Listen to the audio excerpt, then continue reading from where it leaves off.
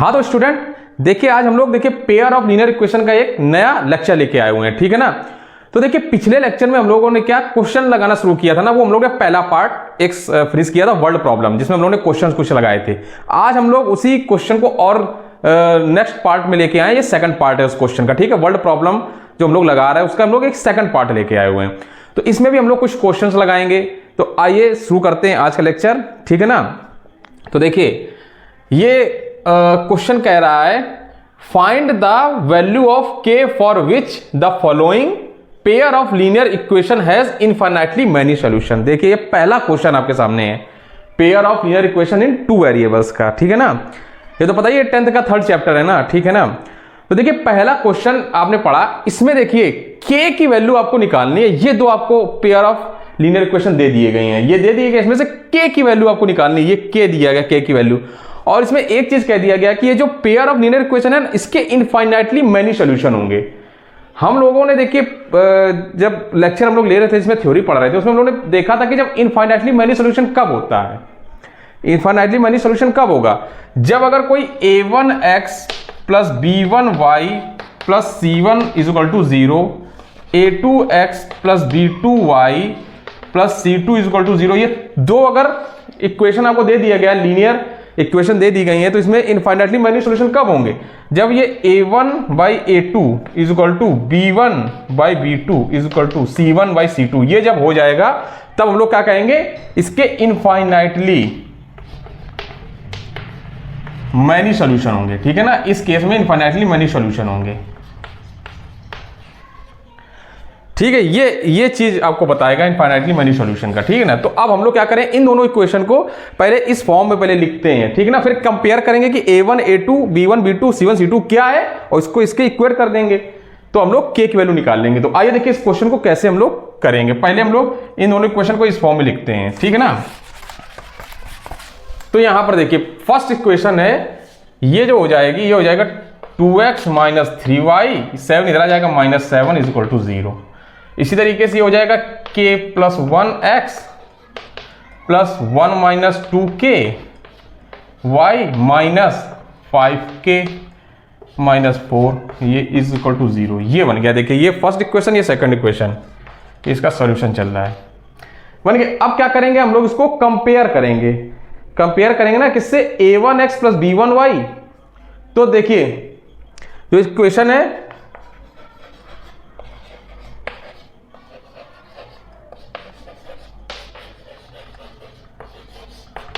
ये जो इक्वेशन है किस फॉर्म में है, वो है a1x plus b1y plus c1 is equal to 0, a2x plus b2y plus c2 is equal to 0। इस फॉर्म में ये इक्वेशन हम लोगों ने लिख ली, तो लिखेंगे this equation are the form of this, इस फॉर्म में हो गई। अब देखिए यहां से a1 a2 b1 b2 क्या निकलेंगे। अब यहां पर देखिए इसमें a1 a2 b1 b2 क्या निकलेंगे, ये क्वेश्चन देखिए आप लोगों ने नोट कर लिया होगा, और ये देखिए 2008 सीबीएसई में आ चुका क्वेश्चन है, ठीक है ना। हम जितने भी क्वेश्चन लगाएंगे अधिकतर जो आए हुए क्वेश्चन ही हम लोग पुट कर रहे हैं, ठीक है ना। तो हम लोग इस क्वेश्चन को यहां से रब कर दे रहे हैं, नोट कर ही लिया होगा आप लोगों ने। तो ये देखिए हमने रब कर दिया। अब देखिए यहां से a1 क्या निकल के आया, a1 देखिए जो है वो 2 के इक्वल है, b1 देखिए b1 जो है वो -3 के इक्वल है, c1 देखिए ये c1 है, ये भी -7 के इक्वल है। इसी तरीके से a2 ये k प्लस 1 के बराबर है, b2 1 माइनस 2k के इक्वल है, और ये जो c2 है वो क्या है, -5k माइनस 4 इसके इक्वल टू, ठीक है ना। ये हम लोग ने a1 a2 b1 b2 c1 c2, ये c2 निकाल लिया, ठीक है ना। ये c2 है, ये c2 की वैल्यू आ गई। देखिए ये इसमें देखिए क्या लिखा है, because the given solution has infinitely many solution. देखिए क्योंकि जो गिवन सॉल्यूशन दिया गया है वो क्या लिखा है, लिखा था given solutions have infinitely many solution. इसलिए क्या हो जाएगा, इसलिए हम लोग लिख सकते हैं जब infinitely many solution is therefore A1 A2 is equal to B1 B2 is equal to C1 by C2।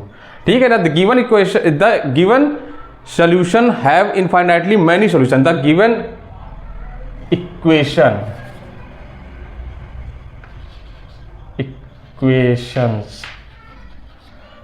equations have infinitely many solution। तो हम लोग क्या कह सकते हैं, therefore A1 by A2 बराबर B1 by B2 बराबर C1 by C2 होगा। अब बस हम लोग देखिए A1 by A2 रखिए, क्या आएगा 2 by K1 plus 1, B1 by B2 minus 3 upon 1 minus 2K, C1 minus 7 upon minus 5K minus 4, ये आ गया। ठीक है ना। अब बस क्या करिए, एक बार इसको इसके इक्वल कर दीजिए और एक बार इसको इसके इक्वल कर दीजिए। अगर दोनों में अगर K की वैल्यू सेम आ रही होगी तो बस वही K का वैल्यू हो जाएगी। तो क्या करिए, यहां पर लिखिए 2 upon K plus 1 is equal to minus 3 upon 1 minus 2K, and second हम लोग लिखेंगे minus 3 upon 1 minus 2K is equal to minus 7 upon minus 5K minus 4। ये कर दीजिए, बस इन दोनों को सॉल्व कर लीजिए, इससे K की वैल्यू निकल आएगी। तो आइए देखिए, इसको ऊपर वाला रब कर दे रहे हैं, यहां पर हम लोग यहां से सॉल्व कर लेंगे। यहां से देखिए, जब इसको हम लोग सॉल्व करेंगे तो देखिए ये इसमें इधर क्रॉस मल्टीप्लिकेशन हो जाएगा, तो आ जाएगा 2 minus 4K is equal to minus 3K minus 3। ठीक है, ये क्या करिए, K को एक तरफ ले आइए, तो ये K है। ठीक है ना, ये इधर कर दीजिए, इसको इधर कर दीजिए, तो आ जाएगा 3K minus 4K is equal to minus 3 minus 2। यहाँ से आ जाएगा minus K is equal to minus 5, K is equal to 5 आ रहा है। देखिए यहाँ से K इज इक्वल टू 5 आ गया। अब इधर से भी देखिए, अगर K इज इक्वल टू 5 आ रहा है तो आंसर फिर 5 हो जाएगा, तो माइनस, जब इसका क्रॉस मल्टीप्लिकेशन करेंगे तो देखिए क्या आएगा, इसका आ जाएगा 15K 12 is equal to minus 7 plus 14K। ठीक है, ये आ जाएगा। ठीक है ना। अब क्या करिए, K को एक साइड में कर देंगे, तो 15K minus 14K is equal to 12 minus 7। अब ये देखिए क्या आ रहा है, ये आ जाएगा K इज इक्वल टू 5। तो देखिए K इज इक्वल टू 5, इधर से भी आ रहा है K इज इक्वल टू 5। तो जो अभी हम लोगों ने क्वेश्चन देखा था उसमें जो K की वैल्यू निकालनी थी, वो जो K की वैल्यू क्या आ जाएगी, 5 आ जाएगा। तो ठीक है ना। तो इसका जो आंसर हो जाएगा, आंसर में K इज इक्वल टू 5 हम लोग लिख देंगे, answer K is equal to 5, यही इसका आंसर हो जाएगा। ठीक है, जो अभी हम लोगों ने क्वेश्चन फर्स्ट क्वेश्चन था, इसका answer K is equal to 5 ही आ जाएगा। तो आई होप आप लोग को समझ में आ गया होगा कैसे हम लोग इसको सॉल्व करेंगे। ठीक है ना।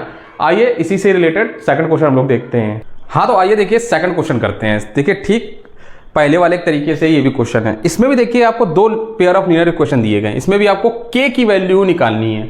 लेकिन बस इसमें ये कहा गया, पहले वाले में क्या था कि इनफाइनाइटली मैनी सॉल्यूशन हो रहे थे, इसमें क्या है, नो सॉल्यूशन का केस आएगा। तो इन दोनों पेयर ऑफ लीनियर इक्वेशन के नो सॉल्यूशन का केस आएगा, इसमें से K की वैल्यू निकालनी है। कब, कौन से K की वैल्यू के लिए इसका नो सॉल्यूशन का केस बनेगा ये पेयर ऑफ लीनियर इक्वेशन में।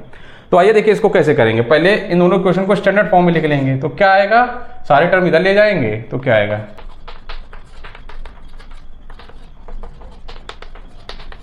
ये हो जाएगी। ठीक है। अब देखिए इसको कह सकते हैं, these equation are of the form, किस फॉर्म में हो गई ये equation, a1x plus b1y plus c1 is equal to 0, a2x plus b2y plus c2 is equal to 0। इस फॉर्म में बन के आ गई ना ये इक्वेशन। इसमें से देखिए पहले हम लोग a1 a2 को देख लेते क्या है, कंपेयर करके a1 क्या आ जाएगा, k के इक्वल, a2 12, b1 देखिए क्या आ रहा, b1 3 के इक्वल, b2 देखिए यहां से क्या आएगा, b2 k आ जाएगा, c1 क्या है माइनस k माइनस 2 और c2 देखिए क्या है माइनस k। ये कंपेयर करके हम लोगों ने a1 a2 b1 b2 c1 c2 निकाल लिया। अब देखिए हम लोग को कंडीशन कह रहा है कि जो इक्वेशन है इसके एक भी सॉल्यूशन नहीं है, नो सॉल्यूशन। तो हम लोग लिखेंगे, देखिए इसको रफ कर दीजिए, ये सब रफ कर दे रहे, ठीक है।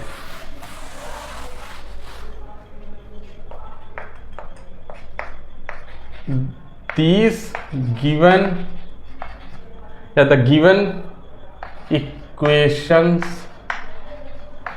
has no solution, the given equation has no solution, क्योंकि दिया गया है इसलिए तो हम लोग कह सकते हैं क्या कंडीशन बनेगी, a1/a2 is equal to b1/b2 is not equal to c1/c2। No solution का केस में ये कंडीशन बनती है, ठीक है ना। ये कंडीशन बनेगी a1/a2 is equal to b1/b2 is not equal to c1/c2, ये कंडीशन बनती है, ठीक है, नो सॉल्यूशन केस में।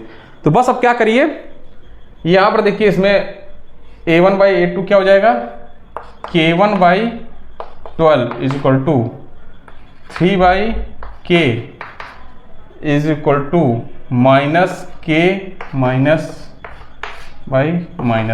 ठीक है ना, ये बन जाएगा। पिछली वाले एक तरीके, पहले इन दोनों को एक साथ रख दीजिए, फिर इन दोनों को एक साथ रख दीजिए, दोनों को कंडीशन, सॉरी इस जगह ये होगा नॉट इक्वल टू, ठीक है ना। तो इन दोनों को पहले एक साथ कर दीजिए, फिर और इन दोनों को एक साथ कर दीजिए, दो केस बनेंगे। देखिए इसको मैं यहाँ से रफ कर दिया, इसको देखिए सॉल्व करिए। सॉल्व जब करेंगे तो हम लोग देखिए इसको जब एक साथ रखेंगे तो क्या आ जाएगा, k1 नहीं होगा, ये k होगा, तो आ जाएगा k² is equal to 36 and जब इधर जाएगा तो एक तरीके से देखिए ये देखिए माइनस से माइनस कैंसिल आउट करना चेक कर दीजिए, नहीं तो ऐसे भी कर दीजिए -3k, और ये जब इधर जाएगा तो आ जाएगा -k -2, ये हो जाएगा। अब यहाँ से देखिए k की वैल्यू जो आ रही है +-6 आ जाएगी, यहाँ से +-6 आ जाएगी। अब इसको जब सॉल्व करेंगे तो देखिए क्या आएगा, ये माइनस से माइनस कैंसिल आउट हो जाएगा, तो आ जाएगा 3k equal to k² -2k, ये इधर आ जाएगा तो आ जाएगा -k² +5k इक्वल टू 0, यहाँ से -k कॉमन कर लेंगे तो आ जाएगा k -5 is not equal to 0, ये नॉट इक्वल टू 0 बनेगा यहाँ पर, ये ध्यान दीजिएगा। यहाँ से आ जाएगा k -5 is not equal to 0, ये कंडीशन बन के आई, ठीक है। इधर से आ गया k इज इक्वल टू +-6 और यहाँ से आ रहा है k is equal to k into k -5 is not equal to 0।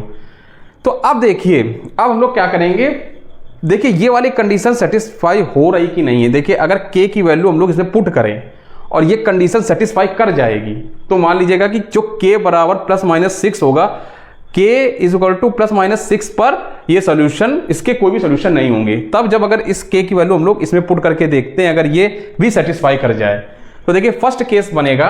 देखिए फर्स्ट केस में क्या करिए, k बराबर 6 लीजिए, तो इसको देखिए रफ कर दे रहे हैं, यहाँ पर ऐसे करिएगा आप, यहाँ लिखिएगा केस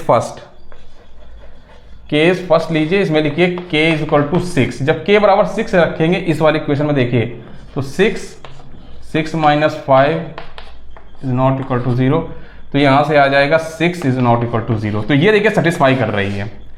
पहले जब k बराबर 6 रखा तो देखिए सेटिस्फाई कर रही है कि 6 जो है 0 के इक्वल नहीं है, और वाकई में 0 के इक्वल नहीं होता 6, तो 6 रखने पर ये कंडीशन सेटिस्फाई कर रही है, तो ये सही हो गया। आप सेकंड केस देखिए, case second, k is equal to -6 रख के देखिए, जब k इज इक्वल टू -6 रखेंगे तो -6 -5 इज नॉट इक्वल टू 0, तो यहाँ से आ जाएगा। अब इसको जब सॉल्व करेंगे तो 66 is not equal to 0।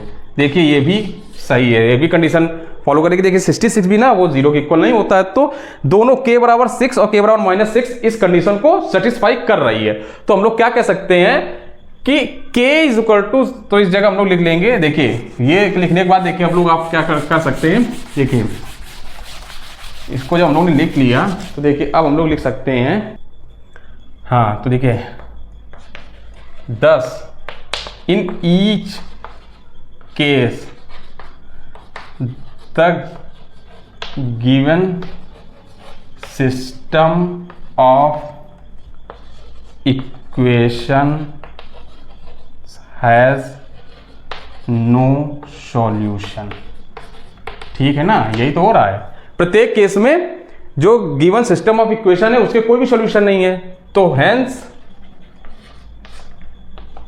k is equal to 6 and k is equal to -6, या इसको ऐसे लिख सकते हैं k इज इक्वल टू +-6, इसका आंसर हो जाएगा। ठीक है ना, k की वैल्यू क्या आ जाएगी +-6 पर k इज इक्वल टू +-6 पर इस सिस्टम ऑफ इक्वेशन के कोई भी सॉल्यूशन नहीं आएगा। ठीक है ना, आई होप आप लोग को समझ में आ गया होगा। ठीक है, तो आइए अब नेक्स्ट क्वेश्चन पर चलते हैं हम लोग।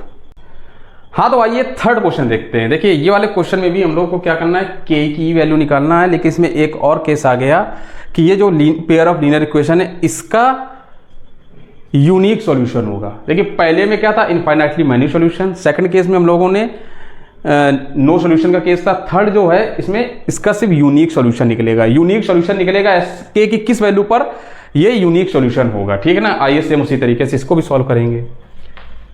तो देखिए इसमें भी क्या करेंगे, पहले स्टैंडर्ड फॉर्म में लिख लेंगे, तो क्या होगा kx - y - 2 = 0, 6x - 2y - 3 = 0। बस क्या करिए,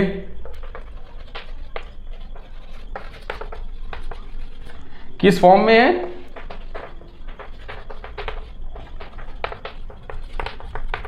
इस फॉर्म में देखिए लिखी हुई है ना। बस इसमें भी क्या करिए, a1 a2 b1 b2 की वैल्यू निकाल लीजिए। सेम पूरा तरीका करने का वही है। ठीक है ना, देखिए इसके यूनिक सॉल्यूशन आ रहा है ना, तो इसमें से देखिए पहले यहीं पर अगर लिखना चाहे तो a1 देखिए क्या हो जाएगा, a1 k, a2 6, b1 देखिए क्या आएगा -1, b2 -2,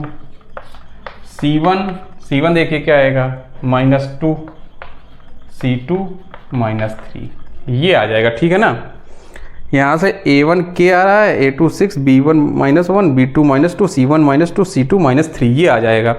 अब बस क्या करिए, देखिए इसका यूनिक सॉल्यूशन है, तो देखिए इसमें हम लोग यूनिक सॉल्यूशन का कौन सा केस बनेगा, the given system of equations has a unique solution, तो therefore a1 by a2 is not equal to b1 by b2, ये केस बनता है। ठीक है, यूनिक सॉल्यूशन के लिए a1 by a2 is not equal to b1 by b2। बस value put कर दीजिए, k by 6 is equal to -1 by -2। अब इसको जब सॉल्व कर लीजिए, इधर सॉल्व कर ले रहे हैं हम लोग, तो यहां से आ जाएगा k is equal to 6/2, k is not equal to 6/2, k is not equal to 3। तो ये देखिए k is not equal to 3 मतलब k की वैल्यू अगर 3 नहीं होगी, k की वैल्यू 3 के अलावा सब पर यूनिक सॉल्यूशन देगी, सिर्फ k की वैल्यू 3 पर यूनिक सॉल्यूशन नहीं देगी। तो बस यही होगा कि k is not equal to 3 होगा, बस 3, k की वैल्यू अगर 3 के अलावा कुछ भी होगी उस पर क्या होगा, जो गिवन सिस्टम ऑफ इक्वेशन होगा वो उसके एक ही सॉल्यूशन होगा, उसका यूनिक सॉल्यूशन होगा। ठीक है, उसका यूनिक सॉल्यूशन होगा। तो बस k की जो वैल्यू आ जाएगी वो k is not equal to 3 लिख देंगे। ठीक है ना, आई होप आप लोगों को समझ में आ गया। नहीं तो करने के लिए अगर इसको करना चाहे तो k लिख सकते हैं -∞ से 3 यूनियन 3 to ∞, ये भी कर सकते हैं, लेकिन ये सब आपको करने की आवश्यकता नहीं है। बस आप लिखिए k is not equal to 3, बस ये आपका इसका हो जाएगा, इस क्वेश्चन का सॉल्यूशन क्या हो जाएगा, k is not equal to 3। ठीक है ना, आइए अगले क्वेश्चन की तरफ हम लोग बढ़ते हैं। हाँ तो बच्चों आइए आज का हम लोग लास्ट क्वेश्चन लेके आ रहे हैं। ठीक है ना, ये देखिए फोर्थ क्वेश्चन है, ये लास्ट क्वेश्चन है। इसमें देखिए 3 पार्ट हैं, तीनों पार्ट हम लोग लेके आ रहे हैं। पहले पार्ट में कह रहा है कि ये जो दिए गए हैं पेयर ऑफ लीनियर इक्वेशन, इसमें अगर a यूनिक सॉल्यूशन मिले, मतलब k की वैल्यू बताइए जिसमें यूनिक सॉल्यूशन मिले। सेकंड केस में कह रहा है कि k की वैल्यू बताइए जिसमें नो सॉल्यूशन, कोई भी सॉल्यूशन ना मिले। ये सेकंड केस में ऐसा k की कौन सी वैल्यू के लिए इसमें कोई सॉल्यूशन नहीं होगा। थर्ड केस में कह रहा है कि k की किस वैल्यू के लिए ये इनफाइनाइटली मैनी सॉल्यूशन होगा। ठीक है ना, तो बारी बारी से आइए तीनों केस हम लोग इसको सॉल्व करेंगे।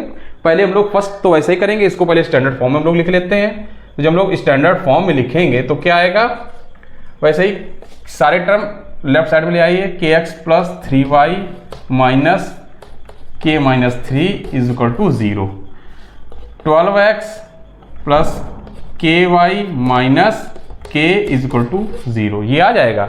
अब इसको क्या करिए, देखिए स्टैंडर्ड फॉर्म बन गया ना, तो लिखेंगे these equations are of the form, किस फॉर्म में बन गई, हो जाएगी a1x plus b1y plus c1 equal to 0, a2x plus b2y plus c2 is equal to 0, इस फॉर्म में बन गई ना। बस हम लोग कंपेयर करके a1 a2 b1 b2 c1 c2 की वैल्यू निकाल लीजिए, देखिए क्या आएगा, ऊपर हम लोग लिख दे रहे हैं। क्वेश्चन समझ में आ गया ना क्या है कि k की वैल्यू निकालिए, तीनों केस हम लोग इसमें लेके आ गए हैं, ठीक है ना। तो आइए देखिए यहां पर a1 क्या आ जाएगा, a1 आ जाएगा k, a2 आ जाएगा देखिए 12, b1 की वैल्यू क्या आ जाएगी 3, और b2 की वैल्यू देखिए यहाँ से आ जाएगी k। अब यहाँ से देखिए c1 इज इक्वल टू आ जाएगा माइनस k माइनस 3, और c2 की वैल्यू देखिए यहाँ से आ जाएगी माइनस k, ये आ गया ना, ये आ गया। अब देखिए सारे केस हम लोग बारी बारी से सॉल्व करेंगे। फर्स्ट केस देखिए क्या था, फर्स्ट केस में यूनिक सॉल्यूशन हो रहा था, तो देखिए फर्स्ट केस लेके चल रहे हैं यूनिक सॉल्यूशन का। देखिए यूनिक सॉल्यूशन कब होता है, यूनिक सॉल्यूशन के लिए हम लोग को पता है कि a1 by a2 is not equal to b1 by b2, ये होना चाहिए, यही तो है ना यूनिक सॉल्यूशन के लिए। For unique solution a1 by a2 is not equal to b1 by b2, बस देखिए रखिए, तो आ जाएगा k by 12 is not equal to 3 by k, तो यहाँ से आ जाएगा k square is equal to 36, तो k की वैल्यू आ जाएगी प्लस माइनस 6, ये देखिए, मतलब ये कह रहा है कि k की वैल्यू जो है वो ना ही +6 पर और ना ही -6, +6 और -6 पर ये यूनिक सॉल्यूशन नहीं देगा। k की वैल्यू हम लोग अगर +6 रख दें चाहे -6 रख दें, इन दोनों पर ही इसकी वैल्यू जो होगी वो यूनिक सॉल्यूशन नहीं देगी, ठीक है ना। ये पहला केस हो गया। अब आइए देखिए सेकंड केस है, नो सॉल्यूशन का केस। देखिए कहां पर इसका इज नॉट इक्वल टू, ये जरूर लगा दीजिएगा, ठीक है ना। मतलब k की वैल्यू +6 और k की वैल्यू -6 रखेंगे तो उस जगह पर इसका कोई भी यूनिक सॉल्यूशन नहीं आएगा। इसके अलावा कुछ भी होगा ना, उस पर क्या होगा, ये यूनिक सॉल्यूशन देगा। तो यूनिक सॉल्यूशन के लिए k is not equal to +-6 होना चाहिए, ठीक है ना। समझ में आ गया ना, +-6 होना चाहिए k के लिए। अब सेकंड केस आइए, सेकंड केस कह रहा है नो सॉल्यूशन। नो सॉल्यूशन कहाँ होगा, देखिए नो सॉल्यूशन का केस सेकंड आएगा। नो सॉल्यूशन, नो सॉल्यूशन के लिए क्या था, नो सॉल्यूशन के लिए क्या था कि a1 बाई a2 और b1 by b2 is not equal to c1 by c2, ये होना चाहिए। तो बस वैल्यू पुट कर दीजिए, k by 12 is equal to 3 by k is not equal to -k minus 3 by -k, ये हो जाना चाहिए। बस पहले इन दोनों को एक साथ कर दीजिए, फिर इन दोनों को एक साथ कर दीजिएगा। तो जब इसको एक साथ करेंगे तो आ जाएगा k इज इक्वल बराबर 36, k इज इक्वल टू +-6। तो देखिए k इज इक्वल टू +-6 आ गया। और सेकंड केस में क्या करना है, 3 by k is not equal to, minus से माइनस कैंसिल आउट हो जाएगा, तो यहाँ पर हम लोग लिख सकते हैं k माइनस 3 बाई k। जब इसको सॉल्व करेंगे तो आ जाएगा, ये देखिए k से k कैंसिल आउट हो जाएगा, तो यहाँ से आ जाएगा 3 is not equal to k minus 3, तो k इज इक्वल टू आ जाएगा 6, k इज इक्वल टू यहाँ से 6 आ रहा है, ठीक है ना। k इज इक्वल टू 6 आ गया और इस जगह से आ रहा है k इज इक्वल टू +-6। अब यहाँ पर देखिए दोनों k इज इक्वल टू नहीं, k is not equal to होगा ना, k is not equal to 6। अब यहाँ पर देखिए, यहाँ पर पहला केस क्या होगा, फर्स्ट केस जो बनेगा k बराबर, अगर हम लोग इसको +6 मान के रखते हैं तो देखिए सेटिस्फाई करेगा। जब हम लोग k बराबर, पहला केस में अगर हम लोग k बराबर 6 रखेंगे तो देखिए 6 इज इक्वल टू 6, ये तो सेटिस्फाई नहीं कर रहा है। 6 इज नॉट इक्वल टू 6 हो ही नहीं सकता, 6 इज नॉट इक्वल टू 6, पहला केस सेटिस्फाई नहीं कर रहा है। सेकंड केस क्या है, सेकंड केस में k इज इक्वल टू -6 रखिए, जब k इज इक्वल टू -6 रखेंगे तो देखिए ये सेटिस्फाई करेगा, देखिए -6 इज नॉट इक्वल टू 6, ये सेटिस्फाई कर रहा है, ठीक है। -6 जो है वो 6 के इक्वल नहीं होना चाहिए, ठीक है ना। तो k इज इक्वल टू -6 ही जो होगा इस नो सॉल्यूशन के केस में k की वैल्यू क्या आ जाएगी, k इज इक्वल टू -6, क्योंकि यही दोनों को सेटिस्फाई कर रहा है, ठीक है ना। तो नो सॉल्यूशन के केस में क्या आ जाएगा, k इज इक्वल टू -6, ये नो सॉल्यूशन का केस बनेगा, ठीक है। k इज इक्वल टू -6 पर ही ये जो सॉल्यूशन होगा इसका कोई भी सॉल्यूशन नहीं है, ये जो इक्वेशन होगा दोनों पेयर ऑफ इक्वेशन जो सिस्टम ऑफ इक्वेशन होगा इसका कोई भी सॉल्यूशन नहीं होगा, किस पर, k इज इक्वल टू -6 पर। और k is equal to k is not equal to +-6, इस पर क्या हो रहा था, यूनिक सॉल्यूशन हो रहा था, मतलब इसके अलावा k इज इक्वल टू +6 या -6 आएगा तो इसका यूनिक सॉल्यूशन नहीं होगा, ठीक है ना, यूनिक सॉल्यूशन नहीं होगा, इसके अलावा कोई भी वैल्यू आ जाएगी तब यूनिक सॉल्यूशन होगा। मतलब k की जो वैल्यू होगी वो -∞ से -6 तक जाएगी और फिर यूनियन बनेगा -6 से 6 तक का, और फिर एक यूनियन बनेगा 6 से ∞ तक का, ये बनेगा, ठीक है ना, इसका ये बन जाएगा, ठीक है ना, ये आएगा। तो ये पहले वाले का। अब थर्ड जो केस इसमें बचा वो है इनफाइनाइट मैनी सॉल्यूशन का। थर्ड जो केस है वो इनफाइनाइट मैनी सॉल्यूशन, देखिए k की किस वैल्यू पर इनफाइनाइट मैनी सॉल्यूशन आएगा आपको ये बताना है, ठीक है ना। तो आइए देखिए थर्ड केस देखते हैं, infinitely many solution. Infinitely many solution के लिए क्या केस था, a1/a2 is equal to b1/b2 is equal to c1/c2, ये होना चाहिए। अब देखिए पहला क्या आएगा, k/12 is equal to 3/k is equal to -k - 3/-k। इन दोनों को देखिए सॉल्व करिए तो यहाँ से आ जाएगा k² इज इक्वल टू 36 और k इज इक्वल टू आ जाएगा +-6। साथ में इन दोनों को आपस में इक्वल करिए, तो जब इन दोनों को इक्वल करेंगे तो यहाँ से आ जाएगा 3/k is equal to k - 3/k। इसको सॉल्व करिए, k से k कैंसिल, यहाँ से k बराबर 6 आ रहा, ठीक है ना, k बराबर 6 आ रहा। देखिए यहाँ पर k बराबर +-6 है, इस जगह k बराबर 6 है, तो दोनों में से कौन सा k सेटिस्फाई कर रहा है, k बराबर 6, दोनों में k बराबर 6 ही सेटिस्फाई कर रहा है ना। तो k इज इक्वल टू 6 पर इसके इनफाइनाइटली मैनी सॉल्यूशन होंगे, ठीक है ना। जब k बराबर 6 होगा तो इसके क्या हो जाएंगे, इनफाइनाइटली मैनी सॉल्यूशन। क्यों, देखिए यहाँ पर k बराबर दोनों सेटिस्फाई करनी चाहिए ना, यहाँ पर और यहाँ पर दोनों जब सेटिस्फाई किस k के लिए दोनों सेटिस्फाई कर रही हैं, जब k बराबर 6, अगर k बराबर -6 हो जाएगा यहाँ पर मान लिया, तो यहाँ पर देखिए k बराबर -6 तो आ नहीं रहा है, तो दोनों सेटिस्फाई कहाँ कर रही हैं, k बराबर 6 पर ही दोनों इक्वेशन सेटिस्फाई कर रही हैं। तो इसका जो इनफाइनाइटली मैनी सॉल्यूशन कहाँ पर मिलेगा, जब k इज इक्वल टू 6 होगा, ठीक है ना। तो k इज इक्वल टू 6 के लिए इसके इनफाइनाइटली मैनी सॉल्यूशन हो जाएंगे, तो इसको हम लोग लिख सकते हैं, ये सब में लिख सकते हैं, ठीक है।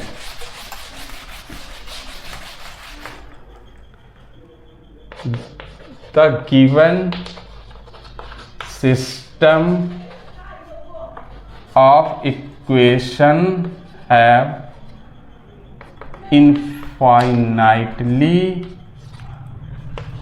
many solution when k is equal to 6। ये इसी तरीके से पिछले वाले में भी लिख सकते हैं कि the given system of equation has no solution when k is not equal to +-6, ठीक है ना। और सेकंड वाले में the given system of equation has no solution when k is equal to -6। इसी तरीके से थर्ड केस में the given system of equation has infinitely many solution when k is equal to 6। तो इस तरीके से हम लोग तीनों के हमने देखे, तीनों कंडीशन आपको बता दी, तीनों के हमने सॉल्यूशन भी निकाल दिया। तो आई होप आप लोग को आज के लेक्चर अच्छा लगा होगा और समझ में भी आया होगा, ठीक है। तो आज हम लोग बस यहीं पर समाप्त कर रहे हैं। ये सेकंड पार्ट था जो हम लोग वर्ड प्रॉब्लम का था, वो सेकंड पार्ट था। ये हमने आज इसमें एक ही तरीके जो क्वेश्चन थे, हमने सोचा इस तरीके के क्वेश्चन जो आते हैं हम आपको सॉल्व करा दें। आज के लिए बस हम इतना ही रखते हैं। अगले लेक्चर जो होगा उसमें भी हम लोग वर्ड प्रॉब्लम ही लगाएंगे, अगला पार्ट जो लेके आएंगे, ठीक है ना। तो उसमें कुछ नए क्वेश्चन आपको मिलेंगे। तो आज के लिए बस इतना ही रखते हैं। अगर ये मेरा वीडियो अच्छा लगा हो तो प्लीज़ इसको लाइक और शेयर जरूर कर दीजिएगा, और मेरे इस चैनल को प्लीज़ ज़्यादा से ज़्यादा लोग सब्सक्राइब कर लीजिए।